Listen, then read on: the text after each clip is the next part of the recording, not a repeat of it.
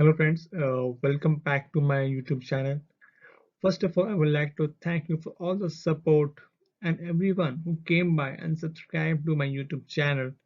And if you have still not yet subscribed, I would recommend you to please do it now.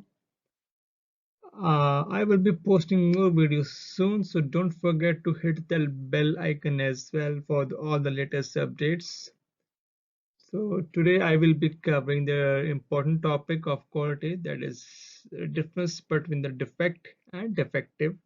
And I will be covering the three different types of categories of defect, that is critical, major and minor. So let's begin our today's topic. So let's start with what is defect. Any non-conformity that does not meet the customer's specification is a defect.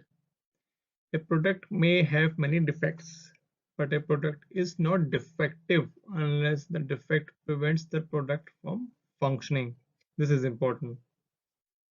A defect does not necessarily mean that the product or service cannot be used. Defects are the subsets of defective. The term non-conformity is sometimes referred to as defect.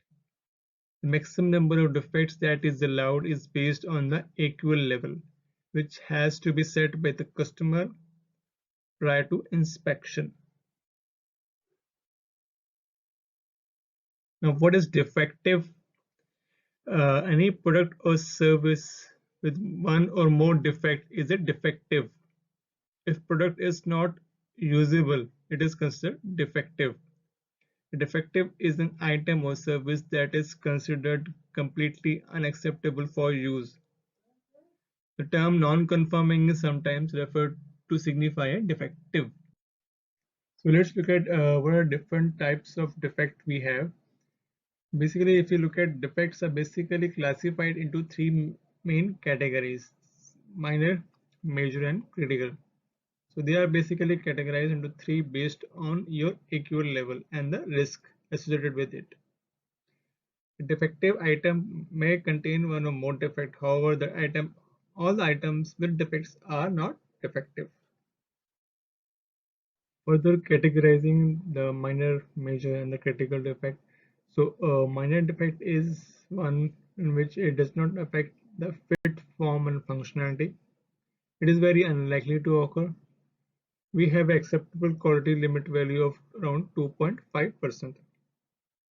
For the major risk, it is non-life threatening, would trigger a product complaint. It does not adversely affect its form, fit and functionality. It is likely to result in return to the source from which it was purchased. It has a normally equal level of around 0.25%. Then comes the critical defect. It is life-threatening when used as directed. Could trigger a product recall. In our case, any condition found which possesses the possibility of causing injury or harm to. Here, acceptable quality limit value is 0. Then we will look at the defect probability. So we have different categories like high, medium and low. And high is like if a defect is encountered by almost every end user. Medium if it is encountered by more than half of the users, and low if the defect is encountered by very few users. When we look at the severity and the prioritization matrix, we categorize into 4 columns based on low priority and urgent priority, and severity, critical and non-critical. Okay. So how do you evaluate defect and defective? So for defect, we use the Poisson distribution probability model to evaluate defects. Normally the C and U control charts are used here for the defects. For the defectives, we use the binomial distribution probability model to evaluate defectives. Normally the P and NP control charts are used. Look at the figure on the right side. So we have the defects with variable sample size, we use the U chart. For the defects with the constant sample size, we use the C chart. Similarly, for the case for defectives with the variable sample size, we use P charts. And for defects with the constant sample size, we use NP charts. Let us look at what we have learned in form of conclusion. Strive to be better, better, and better, not the perfect.